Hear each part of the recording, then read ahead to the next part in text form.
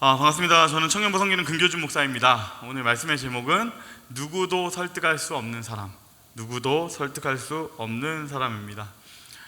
오늘 우리는 누구도 설득할 수 없는 한 사람을 좀 설득해 보려고 합니다. 누구도 설득할 수 없는 한 사람, 그 사람의 이름은 사울이에요. 이 청년은 제가 제목으로 이렇게 적을 만큼 분명히 너무 설득하기 어려운 지점이 있는 쉽지 않은 사람이에요. 그러면 이 사람에게 우리는 무엇을 설득하고 싶은가? 이건 되게 간단합니다. 우리가 설득하고 싶은 것은 예수님이 구원자이시다, 예수님이 구원자이시다라는 복음을 전하고 싶어요. 그래서 그를 돌이키게 만들고 원하고 회심하게 하고 싶어요. 우리는 어떻게든 한번 이 친구를 회심시켜 볼 거고요. 그래서 우리가 제일 먼저 확인해야 될 것은 이 사람은 대체 어떤 사람이지? 라는 거예요. 이 사람은 어떤 사람이지? 그래서 그러기 위해서는 그의 프로필을 한번 확인해 봐야겠죠. 그의 자기소개서가 자기를 어떻게 소개하는지 내용이 빌립보서 3장과 사도행전 22장에 나옵니다. 3장 5절과 22장 3절에 나오는데요, 이걸 저 함께 큰 목소리로 읽도록 하겠습니다. 시작. 내가 8일 만에 할례를 받고 이스라엘 족속이요 베냐민 지파요 히브리인 중에 히브리인이요 율법으로는 바리새인이요 나는 유대인으로 길리기아 다소에서 났고 이 성에서 자라 가말리엘의 문에서 우리 조상들의 율법에 엄한 교훈을 받았고 오늘 너희 모든 사람처럼 하나님께 대하여 열심히 있는 자라. 아멘. 이거 잠깐 띄워놔 주세요.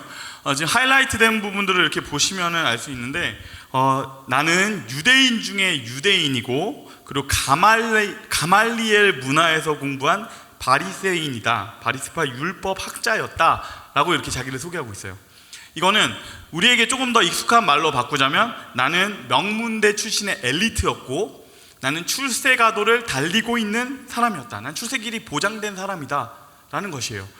그리고 여기 이 본문에 나오지는 않지만 다른 본문을 보면은 어떤 것들이 더 나오냐면 이제는 그만 띄워주셔도 돼요.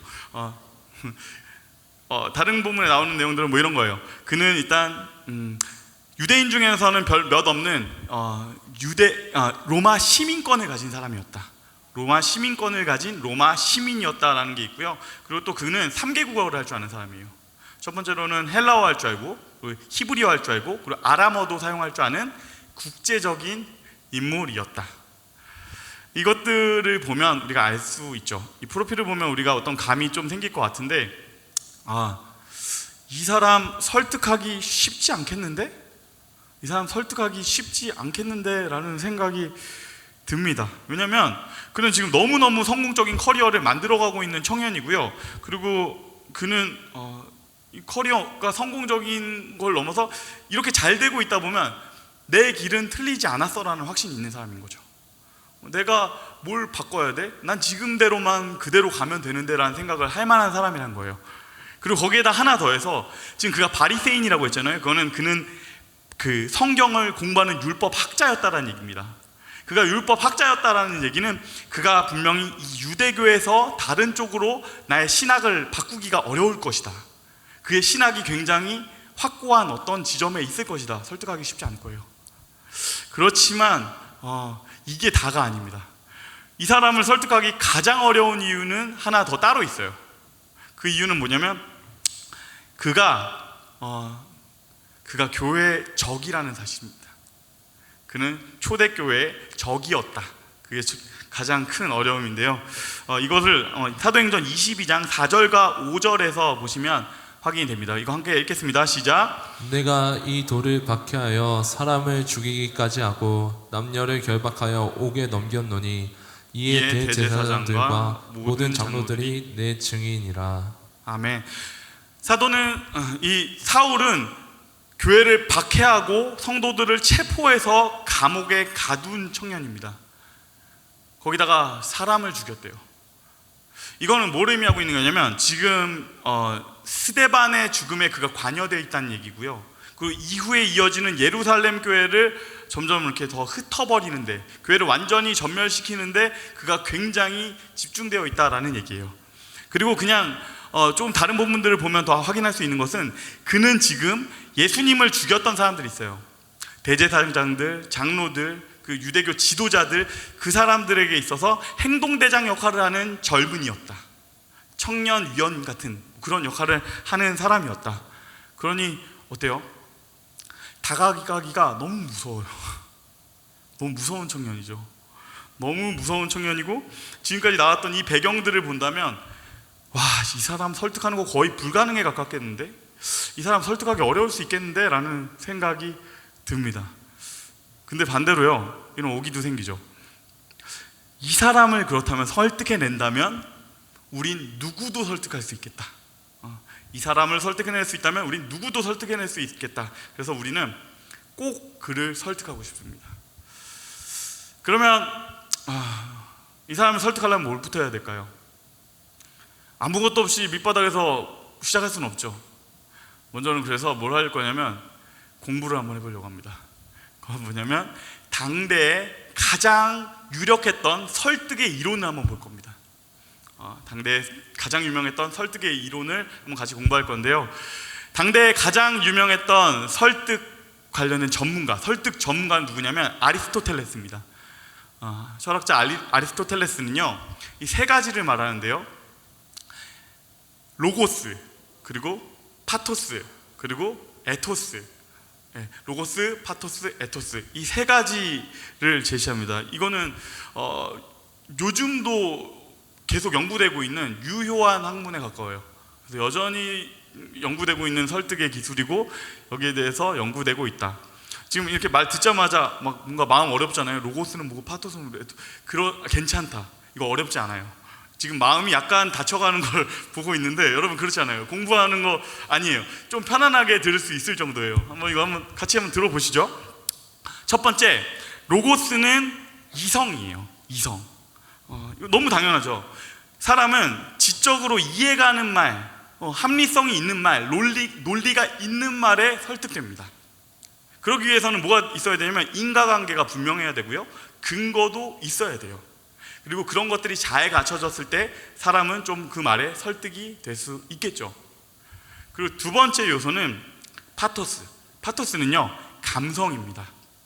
여러분, 아무리 이성적으로 맞는 말도 말을 예쁘게 안 하면 듣기 싫잖아요. 그러니까 이게 뭐냐면 상대방의 입장을 고려하면서 그의 공감을 이끌어내는 말, 그것이 파토스의 기법이에요. 그의 마음을, 감정을 건드리고 그의 감정에 호소하는 말, 그것이 파토스의 기법이다. 그리고 더 나아가가지고 그냥 감정을 흔드는 정도가 아니라 그를 완전히 감동시킨다? 그럼 설득력이 쫙 올라가겠죠.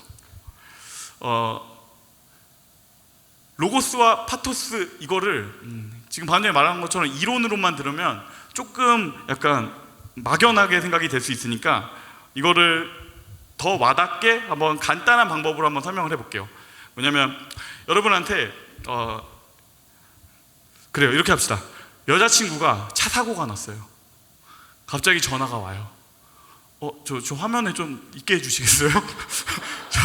저 가면 안 되나요? 이 여자친구가 사고가 났어요. 그러면 우리는 뭘 해야 되냐면, 목표는 간단해요. 문제를 해결해 주고 싶고 여자친구를 안심시켜 주고 싶어요. 그리고 더 나가서 우리는 뭘 하고 싶냐면, 이 오빠 너무 믿음직해. 이 오빠에 대한 사랑과 신뢰감이 쌓이면 더 좋겠죠. 그래서 우리는 그걸 목표로 해가지고 지금 한번 해볼 겁니다. 그녀에게 딱 전화가 와요. 자기야, 나 사고 났어. 오빠 어떡해? 우리 빠방이 범퍼 다 찌그러지고 뒷차 빵빵거리고 난리 났어. 어떡해? 전화가 왔어요. 그러면 우리가 이때 해야 될 첫 마디는 무엇일까요? 제가 한번 적어봤어요. 상대편 차는 어떻게 됐어? 보험은 있어? 자차 보험 들었어? 지금 교통 상황 어때? 뒤에 지금 차 막혀 있는 거야?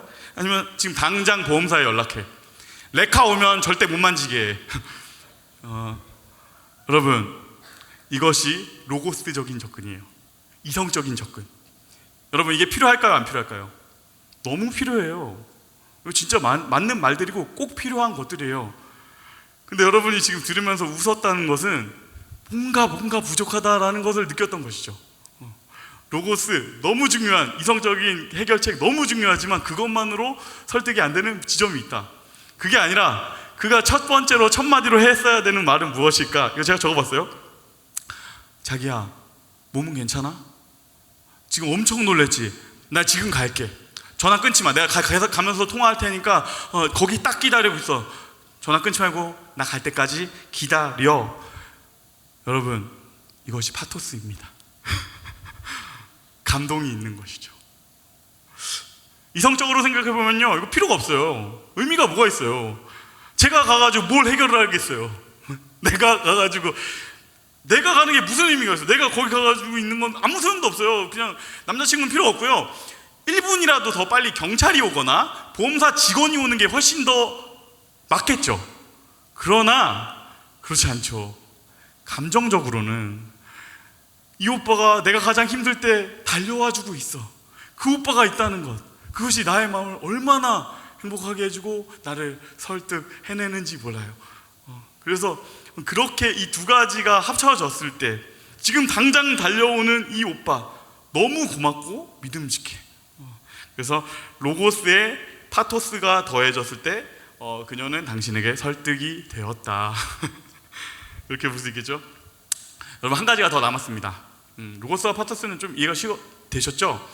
한 가지 더 있는데 그것은 에토스예요. 에토스는 메신저의 신뢰성입니다. 메신저의 신뢰성. 아리스토텔레스는요, 사실은 이 에토스를 가장 중요하게 여겼던 것 같아요. 로고스, 파토스 다 중요하지만 에토스가 사실은 어쩌면 제일 중요하다라고 여겼던 것 같아요. 그건 무슨 의미냐면요, 믿을 만한 사람이 말을 해야 설득력이 생긴다는 겁니다. 믿을 만한 사람이 말을 해야 설득력이 생긴다. 그러니까 그런 것이죠. 아무리 이성적으로 맞는 말이고 막 내 마음을 공감하는 말이지만 그 말을 히틀러가 했다면, 아니면 이완용이 했다면 그건 설득될 수 없다라는 것이에요. 그 메신저의 삶을 통해서, 그의 도덕성을 통해서, 그 자신을 통해서 이렇게 믿을 수 있는 그 무엇이 있어야 사람은 설득된다. 그래서 세 번째가 어쩌면 제일 중요하다. 그것이 에토스다라는 것이죠. 우리가 세 가지 배웠습니다. 로고스, 파토스, 에토스. 이 세 가지 요소를 배웠으니 그 다음에는 뭘 해야 될까요? 이 세 가지를 가지고 사울을 설득하러 가봅시다. 제일 먼저 시도할 설득은요, 로고스적인 설득이에요. 지적인 설득, 논리적인 설득, 이해가 되는 설득. 그래서 이 설득은 사도행전 2장 3장에서 베드로 사도가 시작합니다. 베드로 사도가 설교를 시작해요. 뭐라고 얘기하냐면, 유대인들아, 너희가 기다리던 그 구원자가 오셨다. 모든 유대인들은 다 구약을 통해서 그 메시아를 기다리는 사람들이었는데 그분이 드디어 오셨다. 그분은 구약에 있는 이 모든 예언들을 하나하나 나열하면서 얘기합니다. 이것들을 성취하신 분이다. 그분이 메시아다. 예수님이 구원자시다 라는 설교를 해요. 이걸로 끝나는 게 아닙니다. 이어지는 설교는 이제 7장에서 스데반 집사가 말씀을 전합니다. 스데반 집사님은, 유대인들아, 우리가 장막을 짓고 성전을 지으면서 기다렸던 그 메시아가 드디어 오셨다. 예수님이 구원자이시다 라는 이야기를 해요. 여러분, 베드로와 그리고 스데반은 지금 구약 성경의 근거를 가지고서 복음을 전합니다. 이것은 논리적인 설득이고 이성적인 설득이에요. 이거는 우리가 하나 기억해야 되는 것은, 아까 말씀드렸죠, 사울은 어떤 사람이냐면 율법학자예요. 바리새인이에요. 그들은 지금 성경을 죽어라 공부하는 사람이었다고요. 그리고 구약 성경 전체는 뭘 얘기하고 있냐면, 그분이 오신다, 메시아가 오신다, 그 날이 온다. 그걸 계속 기다리는 사람들이에요. 그래서 그분은 어떤 분이고 그분은 어떤 일을 하실 것이고 이거를 계속 공부하는 사람들이에요. 그러면 누군가가 찾아와가지고 논리적으로 근거를 가지고서 예수님이 그분이다, 그 구원자가 오셨다라고 얘기를 한다면 당연히 그는 한번 확인해 봐야 돼요. 이게 맞나? 그분이 오셨다고? 그러면 쭉 뒤져보는 것이죠. 구약에서 예언되었던 그 메시아의 특징들과 이분이 부합하는가? 이 독특한, 그렇게 되면 결국에 결론은 어떻게 되냐면요, 정말 제대로 된 성경학자라면 어쩌면 그 결론에 닿을 수밖에 없어요.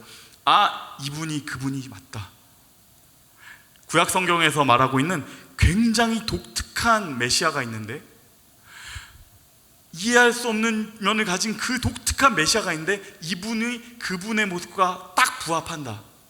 이분은 정말 가장 위대한 분이면서 동시에 가장 낮은 곳으로 임한 그 구원자이시다. 이분이 그 메시아가 맞다라는 것이 설득되는 것이 어쩌면 학자로서는 맞아요.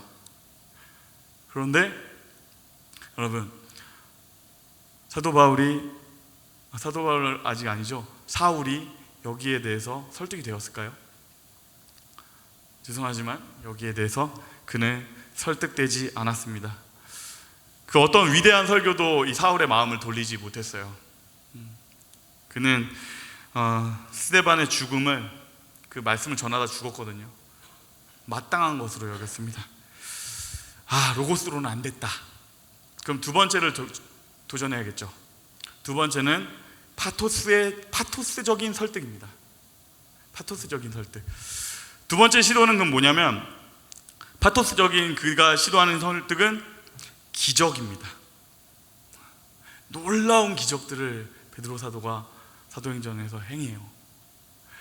평생을 앉아있던 안진뱅이가 그 자리에서 일어납니다.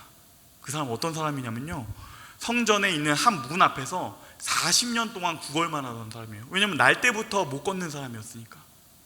그런 사람이요, 그 자리에서 일어나는 놀라운 기적이 일어났고요, 그리고 평생을 쳐다만 보고 들어가지 못하던 그 성문에 들어가가지고 하나님을 찬양하고 막 기쁨이 넘치는 일들이 막 일어나요. 사도 베드로와 교회가 가는 곳마다 그런 일들이 막 일어납니다. 놀라운 기적들이 일어나고, 나을 수 없는 사람들이 막 낫고, 그렇게 되면 어떻게 됩니까? 그의 가족들을 비롯해서, 그의 친구들을 비롯해서 주변에 있는 사람들이 너무 기뻐요. 이런 놀라운 일이 일어나요. 아멘! 놀라운 기적이 일어났다. 그리고 기적을 통해서 그들은 예수님을 만나게 되는 것입니다. 이 기적을 주신 놀라운 예수 안에 구원이 있다. 예수님이 구원자이시구나. 그뿐만 아닙니다. 그들이 또 다른 방식으로 설득하는 방식이 있는데요, 그것은 공동체를 통한 설득이에요. 교회는요, 너무 아름다운 공동체가 되었어요. 진짜 감동이 있는 공동체였어요. 예수님을 따라서, 그 구원을 따라 사는 사람들은요, 가난한 자들이 없었어요. 부유한 사람 있고 가난한 사람 있겠죠. 서로 차별도 있겠죠. 근데 그들은 그런 거 다 쳐냈어요. 그런 시대에 그런 게 있었겠어요? 근데 그들은 그걸 했다고요. 그래서 서로 안에서 막 기쁨이 넘쳤고, 가난한 사람은 오히려 부한 사람은 가난한 사람에게 서로를 돕는 그런 아름다운 공동체가 있고 감동이 있었어요. 그런데 이 감동을 통하여서 계속해서 복음이 전해지는데, 이걸 통해서, 이 파토스적인 설득을 통하여서 사도 바울이 설득이 되었는가? 여러분, 이 정도 되면 좀 마음이 흔들려야 되는 거 아닙니까? 어떻게 되었을까요? 그러나 그러지 못했던 것 같아요. 사도행전 8장 3절의 말씀입니다. 우리 함께 큰 목소리로 읽겠습니다. 시작. 사울이 교회를 잔멸할세 각 집에 들어가 남녀를 끌어다가 옥에 넘기니라. 사울은 설득되지 못했어요. 그는 오히려 이 아름다운 감동의 이야기, 이 아름다운 공동체를 없애고 싶어서 쫓아다닙니다. 그는 정말로 누구도 설득할 수 없는 사람이에요. 이쯤 되면 조금 낙심이 오기 시작하죠. 로고스와 파토스, 이건 어쩌면 사람이 할 수 있는 거의 맥시멈에 가까워요. 논리를 통하여서, 감정을 통하여서 우리는 설득을 해봅니다. 말씀을 가지고도 설득해 봤고요, 그리고 놀라운 기쁨과 감동을 가지고도 설득을 해봤어요. 그런데 잘 되지 않아요. 사울이라는 사람이 너무 딱딱하고 강경해요. 그를 바꿀 방법이 정말 너무 없습니다. 그렇다면 우리에게는 방법이 한 가지 남죠. 그건 무엇일까요? 메신저를 통한 설득, 에토스의 설득입니다. 9장 3절에서의 5절까지의 말씀입니다. 우리 함께 이걸 큰 목소리로 읽겠습니다. 시작. 사울이 길을 가다가 다메섹에 가까이 이르더니 호련히 하늘로부터 빛이 그를 둘러 비추는지라. 땅에 엎드려져 들음에 소리가 있어 이르시되 사울아 사울아 내가 어찌하여 나를 박해하느냐 하시거늘 대답하되 주여 누구시니까 이르시되 나는 내가 박해하는 예수라. 아멘. 나는 내가 박해하는 예수라. 예수님이 직접 찾아가십니다. 메신저가 직접 찾아갑니다. 논리로도 감정으로도 설득되지 않는 사람, 사울을 향한 마지막 설득은 예수님 그 자신이에요. 예수님께서 그를 찾아가서요, 그의 이름을 부르세요. 그리고 그에게 말씀하세요. 사울아 사울아 나는 내가 박해하는 예수다. 그날 그 순간에 사울이 회심합니다. 빛으로 오신 예수님을 만나고 다메섹으로 가던 그 길에서 내가 다 무너지고 그분을 드디어 만나는 놀라운 회심이 일어납니다. 그리고 그날을 기점으로 사울의 인생은 완전히 바뀝니다. 교회를 너무너무 박해하던 한 청년이요, 초대교회를 대표하는 가장 중요한 사도 바울이 됩니다. 그의 삶은 이전까지의 삶과 전혀 다른 순간입니다. 그 날을 기점으로, 그 순간을 기점으로 온전히 바뀌는 삶이 됩니다. 죽어도 설득되지 않던 청년 사울이 바울이 되는 그 순간에요, 그만 바뀐 것이 아니라 교회의 역사 전체가 바뀝니다. 사울의 회심 전과 후로 교회의 역사 전체가 바뀌고 선교의 역사 전체가 바뀌고 그리고 교회가 바뀌게 됩니다. 그렇게 해서 이방인의 사도 바울이 태어납니다. 그가 그리고 나중에 이 순간에 대해서 어떻게 느꼈는지를 빌립보서에서 이렇게 고백합니다. 이건 제가 읽어드릴게요. 그러나 무엇이든지 내게 유익하던 것을 내가 그리스도를 위하여 다 해로 여길 뿐더러 또한 모든 것을 해로 여김은 내 주 그리스도 예수를 아는 지식이 가장 고상하기 때문이라. 내가 그를 위하여 모든 것을 잃어버리고 배설물로 여김은 그리스도를 얻고 그 안에서 발견되려 함이니 내가 가진 의는 율법에서 난 것이 아니오 오직 그리스도를 믿음으로 말미암은 것이니 곧 믿음으로 하나님께로부터 난 의라. 아멘. 바울이 말합니다. 내가 그를 위하여, 예수를 위하여 모든 것을 다 잃어버리면서도 그것을 이젠 배설물로 여겼다. 무엇이든지 내게 유익하던 것들을 그리스도를 위하여 다 해로 여겼다. 그만큼 그분이 가장 중요하다. 그분은 내 삶에 가까운 진짜 중에 진짜였다.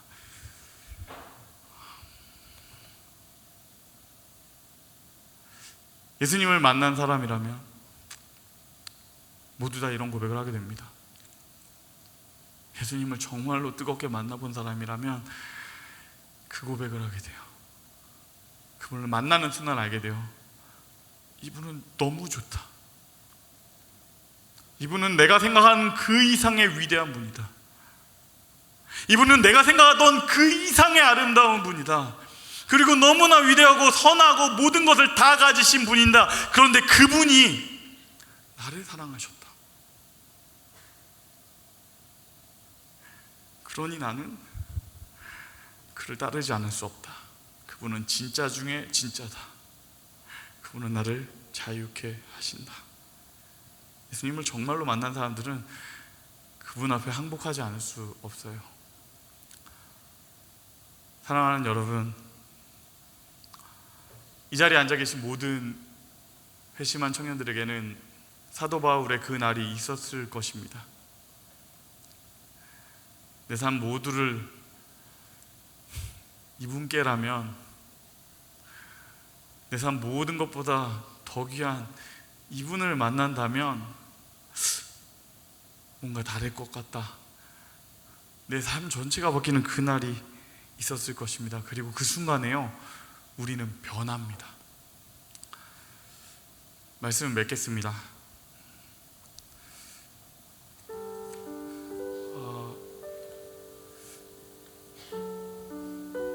여러분, 이 말씀을 꼭 드려야만 안 되겠어요.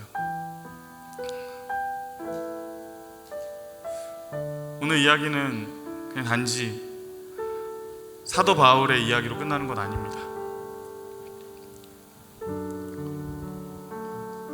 이것은 우리들의 이야기예요. 사도 바울, 너무나 설득되지 않는 글을 보면서 답답하다, 고구마 같다 느꼈을 수도 있지만, 여러분한테 물어보고 싶어요. 여러분은 설득되는 사람입니까? 오늘 우리는 한 가지 메시지를 전했습니다. 예수님은 구원자이시다. 예수는 그리스도이시다. 예수는 우리 삶의 주인이시다. 그분은 우리 삶을 완전히 바꾸시는 구원자이시다. 여러분, 이 메시지에 여러분은 설득되셨어요? 여기 회심한 사람들 대부분일 거라고 생각해요. 그러나 한 가지 물어봐야 합니다. 오늘 본문은 우리에게 동시에 물어봐요. 삶의 모든 영역에서 그분이 구원자 되세요?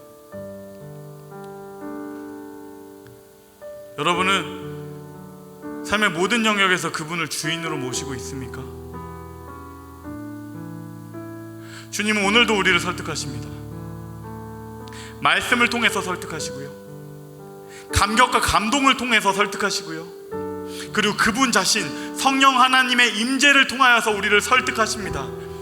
내가 네 안에 와서, 내가 네 안에서 모든 영역에서 나는 너를 구원할, 너의 삶을 온전하게 바꿔나갈 그 구원자다. 너의 모든 영역에서 나를 초대해 주지 않겠어? 너의 삶의 모든 영역에서 내가 너의 구원자 되게 두지 않겠어? 하나님께서 우리에게 말씀하십니다. 그런데 우린 거기에 대해서 응답하고 있는지, 거기에 대해서 대답해야 된다는 것이죠. 정말 그렇습니까? 교회에서는 성도일지라도 가정에서는 전혀 아닐 때가 있어요. 교회에서는 믿는 사람이지만 학교에서는 아닐 때가 있어요. 교회에서는 너무너무 하나님 사랑하는 사람이지만 직장에서는 전혀 아닌 사람들도 이곳에 있어요. 그런데 하나님께서 우리에게 말씀하시는 것입니다. 예수님은 구원이시다. 그냥 구원이 아니라 삶의 모든 영역에서 그분은 구원이시다. 내가 너를 찾아갈 텐데 나에게 열어주지 않겠어? 여러분의 그 마음을 돌아봤으면 좋겠습니다. 주님의 설득에 응하셨으면 좋겠습니다. 그 안에 진짜 행복이 있어요. 그 안에 진짜 구원이 있어요. 그 안에 진짜 기쁨이 있고 나를 나답게 하는 자유가 있어요. 그리하여 그 구원을 소유한 사람, 그 복음을 소유한 사람, 그분을 나의 삶의 모든 영역에서 구원자 되시게 하는 저와 여러분이 되시기를 주님의 이름으로 축원합니다.